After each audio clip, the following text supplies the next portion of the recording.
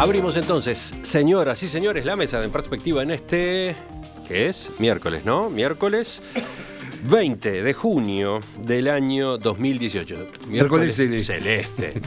Celeste. ¿Estará la gente todavía a esta hora dispuesta a escuchar discusiones sobre asuntos políticos, etcétera, o ya estará completamente distraída? Enseguida vamos a enterarnos. Pero presento a quienes nos acompañan. Teresa, no Violeta, Teresa Celeste, ¿qué sos? Vino con boina violeta cuando esperábamos que trajera la celeste. No, yo ya dije que voy a traer la celeste para cuando Uruguay esté más avanzado dentro del Mundial, cuando haya que hacer mucho esfuerzo para que siga adelante. Fernando Escriña, ya lo saludamos. Guillermo Fossati. ¿Qué tal? ¿Cómo les va?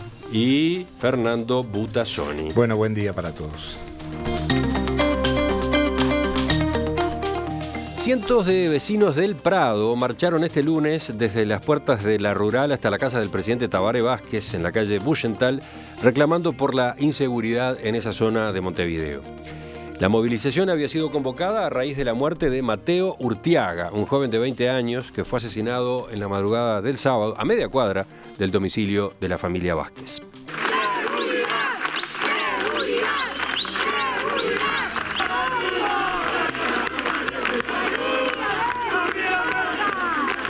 La concentración, que duró cerca de una hora, se llenó de cánticos y aplausos. Ustedes escuchaban recién algunos, ni un hijo más, por ejemplo.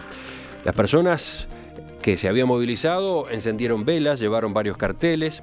Algunos decían: quiero salir a jugar sin miedo a que me maten, estamos desprotegidos, nos matan todos los días. Tabaré, ¿estás esperando qué? Si no podés, renunciá.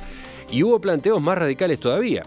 Según la crónica de La Diaria, una señora a grito pelado dijo: no me importan los derechos humanos, todo el malandrinaje tiene que morir, ¿quién justifica todas estas muertes? Son todos unos malparidos, los senadores y diputados a los que nosotros les pagamos que plebisciten la pena de muerte. Finalizó ganándose así un aplauso generalizado. Fernando, ¿tú querías empezar con este tema? Sí, enfocándolo desde un punto de vista que creo que es muy importante justamente para el futuro de la temática de seguridad, que es qué lecturas políticas deben hacer los partidos políticos, los parlamentarios y el Poder Ejecutivo con respecto a estas cada vez más frecuentes y más intensas y más radicales manifestaciones espontáneas de descontento de la población con respecto a la seguridad. Ayer mismo hubo otra acá en la Plaza Independencia, sí, al final del acto por un nuevo aniversario del natalicio de Artigas, ¿no? Bueno, hay una cosa que parece clara, ¿no? La situación hoy no es la misma de hace 6 meses. Si desde el punto de vista del estado de la opinión pública y de el posicionamiento de la población en general con respecto a los problemas de seguridad, la situación cambió. Las causas las analizarán los sociólogos, los politólogos, no sé. Pero la situación cambió y yo creo que de ese cambio de la situación, que se deriva, entre otras cosas, en cortes de ruta, en manifestaciones en distintas ciudades y pueblos, en proclamas o discursos espontáneos cada vez más fuertes, creo que el sistema político debe tomar nota y sobre todo el Poder Ejecutivo debe tomar nota. Porque la situación cambió, el discurso del gobierno no cambió y las medidas con respecto a paliar esa situación tampoco cambiaron. Guillermo. Bueno, si tú decías recién, Fernando, ¿qué es lo que lo dispara? Yo creo que el sentir de la gente, esto es lo que ha sucedido, es un grupo ciudadano más de tantos que se están saliendo a manifestar. Y yo decía en alguna de las instancias anteriores, creo que el miércoles pasado, que estas dinámicas cuando se instalan es muy difícil pararlas, porque aparece un emergente que en realidad lo que está haciendo es un chivo emisario de una situación que está instalada en el colectivo social, y se expresa un grupo humano y luego empiezan a expresarse uno atrás del otro y sigue una secuencia que es muy difícil de parar. Entonces, y encima de todo hay que tener en cuenta una realidad. Esto es producto de una sensación creciente de indefensión que tiene la ciudadanía. Tenemos una tasa de homicidios cada 100.000 habitantes para el año móvil cerrado en mayo en Uruguay de 10.6, que es el doble de la Argentina. Hay países que van descendiendo estas tasas y nosotros vamos creciendo, aumentando las tasas. Entonces ahí aparece una reacción que de extraño nada tiene. Es bastante entendible que se dé. Y el efecto contagio, a mí es uno de los aspectos, con una lectura desde la psicología social y desde la sociología, que está muy claro. Es decir, una vez que se disparó, difícil pararlo. Yo diría que esto vino para quedarse y así seguirá, porque no hay nada que se esté desarrollando. A mí me gustaría que se instale un debate fermental donde se contrapongan posiciones y visiones con respecto a la temática de la seguridad, aterrizándola en elementos concretos. Generalmente ese tema, que es el gran tema y que es el que debería estar instalado de aquí hacia fines del 2019, no está como debería estar instalado, ¿no? Sí, está en el debate público, está en el debate político, está en la gente. Tú decís que no está suficientemente instalado en cuanto a medidas, en cuanto a reacción de parte del gobierno. Y fundamentos y marcos teóricos referenciales detrás, posición clara que sustente las posiciones que cada uno tienen y por qué, por ejemplo, se puede decir no a tal cosa. ¿A qué fundamentos y qué argumentos? O sea, llenar el debate con fundamento y con argumento para hacerlo sólido e interesante, ¿no? Marco mundial. América Latina es el continente donde más crecen los asesinatos y la violencia, a diferencia de Europa, por ejemplo, donde está en franco retroceso. Incluso hasta en muchos países africanos está en retroceso. O sea, América Latina, comparativamente en el conjunto del mundo y comparada consigo misma, es decir, en lugar de mejorar, empeora, ¿no? Dentro de esto, Uruguay, bueno, es uno de los países que lamentablemente más empeora. Sin duda, recién decían las cifras, no es necesario que las plantee. Me parece que en la medida que no se analiza esto como un fenómeno multifactorial, no sé, porque claro, este problema, que es muy complejo, necesita soluciones que no pasan solo por la represión. No estoy diciendo que no haya que reprimir, yo no, es decir, es más, hace muy poco estaba conversando con una académica argentina que vino a entrevistarme por estos temas de la seguridad. Ustedes saben que son los temas que yo trabajo, además, ¿no? Los de seguridad ciudadana, no solo desde el punto de vista de la violencia hacia las mujeres. Y las dos coincidíamos en que de la perspectiva abolicionista del tema del encierro, de la privación de libertad, uno ha ido evolucionando a que, bueno, que hay situaciones en las cuales, sin duda, es necesario apelar fuertemente a la privación de libertad. O sea que no estoy desde una visión ingenua, estoy desde una visión que comprende que para los temas de seguridad tiene que haber tiene que haber medidas represivas. Pero tiene que haber también una coordinación, capaz que yo me estoy repitiendo, porque esto lo he dicho muchísimas veces. Y por eso estaba mirándote, porque me gustaría que nos centráramos en las movilizaciones. En las movilizaciones. No, voy a llegar. No vamos a estar discutiendo por enésima vez sobre la seguridad pública y los problemas. No, dame un minuto. Estamos tratando de enfocarnos en esto que está pasando con movilizaciones de vecinos. Quiero llegar ahí. Entonces, ¿qué pasa? Cuando la respuesta del Estado insatisface, cuando la respuesta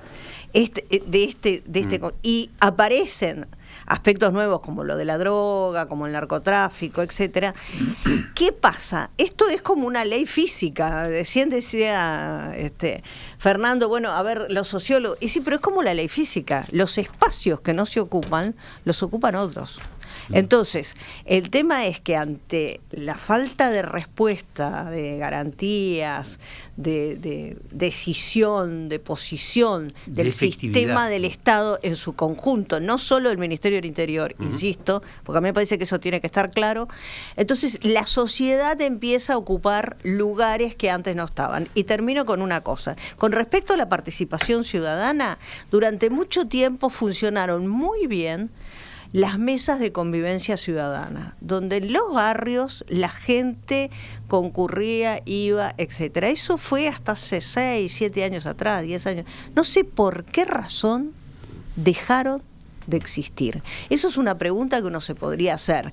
¿Y qué eran el modelo que ahora, en realidad, en algunos lugares está intentando retomarse, que es bien distinto de esto de salir a patrullar y hacer política por mano propia? O cuando la gente protesta y dice, bueno, quiero hacer cosas, me parece que el camino va por ahí, va por el tema de en cada lugar, en el territorio, hacer la convivencia. Yo agrego un ciudadana. factor que me parece que no mencionaron hasta ahora, Sí. que son las redes sociales, ¿no? Claro.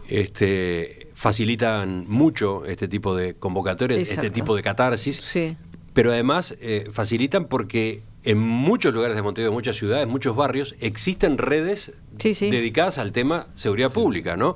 Vecinos alerta. 70.000 ese personas tipo de se calcula que iniciativas. están conectados. O sea que ya hay grupos de vecinos conectados por WhatsApp, por ejemplo, pasándose información sobre, ojo con tal personaje que vi, cuidado Sí, con sí. una nueva modalidad. Bueno, cuando estalla un hecho en una de esas zonas, ya está la cadena para organizar, por ejemplo, una marcha. De todas una maneras han sido concentración. manifestaciones diferentes. La de Toledo, por ejemplo, no tiene nada que ver con estas. No. Cuando decís No, salís no. con chaleco. No, No, lo de eso- Toledo ahí es otra tomaron un historia. paso, No, ahí no, era el paso de claro. armar una guardia, Claro. etcétera. Pero yo estoy hablando de las protestas, ¿no? Las- Sí. Sí, yendo a las protestas, de todas las reivindicaciones que la diaria se transcribe en el artículo de la diaria, hay una que para mí da en el punto exacto, que es ese grito o esa manifestación de un niño que dice, quiero volver a poder jugar en la calle, La vereda, sí. en la vereda.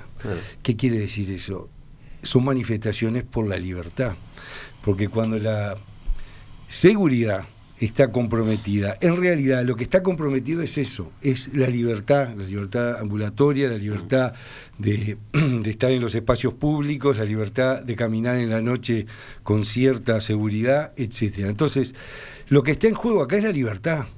Y yo veo crecientemente en este tipo de manifestaciones que la gente cada vez más está dispuesta a entregar parcelas de su libertad a cambio de la seguridad, y eso es una cosa muy grave, porque también hay críticas al sistema político, hay críticas a los partidos políticos y hay críticas, en definitiva, al Estado, a la posibilidad que el Estado intervenga. Entonces, No, y hay planteos como Muy algunos de los radicales. que mencionaba, muy radicales, ¿no? entonces Hay planteos a favor de, de la pena de muerte, Sí, a sí. propósito de que los presos sean maltratados Sí, directamente, sí, que sean sí. castigados, ¿no? Ahora, en cuanto a estas manifestaciones, yo las comprendo, creo que son producto de la inoperancia, en muchos casos, del Estado, ya no solo en acciones, sino en mensajes que está necesitando la sociedad que se le den, mensajes. Señales. Me refiero a señales, me refiero a cambio de autoridades, porque esto es una olla de presión que va creciendo. Ahora, también quiero decir que no comparto para nada que se vaya a la casa del presidente de la República, que se le insulte, que se insulte a quien nos representa a todos. Es notorio que yo no voté al doctor Vázquez, pero es el presidente de la República y no puede ser aceptable. Sí. Yo no digo que haya que reprimir esta manifestación, pero digo, por lo menos hagamos una crítica. Algunas que expresiones fueron directas hacia él. son Sí, muy sí, directas sí. hacia él, hacia su familia, etcétera, y eso a mí me resulta en un Estado de Derecho tan inadmisible como la falta de seguridad. que está muy bien. Perdón, El sentido del respeto. incluso eso que tú decís del respeto, es decir, hasta con planteos absurdos, ¿no? Porque la preocupación de que si se custodia o no a la señora Claro, María es un Auxiliadora, absurdo total. digo, eso en cualquier lugar del mundo, obviamente que la esposa del presidente es custodiada. Es más, en Uruguay todavía tenemos mucha menos custodia para todo lo que son las autoridades de lo que son otros países. Pero ¿sabés ¿no? lo que pasa? Yo creo que hacer el énfasis en eso No. es como de alguna manera no entender justamente que son El estado de ánimo. expresiones, El fenómeno, claro, manifestaciones sí, sí. espontáneas, Claro, claro. muchas veces con un enojo, una Sí, la ley de calentura, Lynch, ¿no? muy Claro, clara, claro. exactamente. Ojo con la ley de Claro. Lynch. Pero eso es lo que yo digo, por eso Sí. me gustaba este planteo, es lo que el sistema político y sobre todo el gobierno tiene que recoger ese guante. Escuchar, claro. Es decir, un guante que arroja la ciudadanía. Y si me permitís, sí. ¿qué señal? Si partimos de... a mí me pareció muy interesante traer este tema vinculado a esas manifestaciones espontáneas porque hay una olla a presión, ¿verdad? Que, como bien decía Guillermo, tiene su inicio y después cómo se para. Entonces yo digo, ¿cuál es la señal que está esperando la ciudadanía de parte del Poder Ejecutivo? Todos tenemos en la cabeza una respuesta. Sí, tú aludís a que se renueve... Que se renueven las autoridades por un tema hasta de sensibilidad. No va a solucionar el problema, porque ese argumento de decir, si cambiamos el ministro se va a solucionar. Yo no creo. No, pero son señales que dicen, bueno, el Poder Ejecutivo admite que determinada política o determinada gestión no está siendo efectiva. Esa es una posibilidad, pero hay otras, ¿no? Hace unos días... En una mesa de los jueves, Esteban Valenti era muy insistente en cuanto que estaba faltando reacción, que estaba faltando que el gobierno se moviera, mostrara efectivamente inquietud, ya sea cambiando un ministro, ya sea dando pasos firmes, y eso es lo que... Perdón, pero además hay otra cosa, discúlpame, hay otra cosa que también marca una señal de cómo la ciudadanía está cansada de este tipo de temas. Las 2 marchas de los últimos 8 de marzo fueron en contra de la violencia. Fueron en contra específicamente de la violencia contra las mujeres, pero también, ha sido de las 2 manifestaciones más grandes desde que está la democracia, y de alguna manera representa ese estado como de indefensión que ahora aparece por otros aspectos de la violencia. Más crítico, ¿no? ¿Por qué no le pueden ingresar al tema, no? Fernando. Sí, yo creo que la ciudadanía, no toda, pero bueno, muy significativamente, está esperando reacciones del gobierno y del sistema político en general, no solamente del gobierno, del sistema político en general. Y yo creo que el sistema político tiene muchas herramientas para operar en esto, a través del poder político, a través de la policía, a través de la legislación, por ejemplo. ¿Pero a qué te referís con el sistema político en general? Bueno, porque por ejemplo... el Ejecutivo es el Ejecutivo.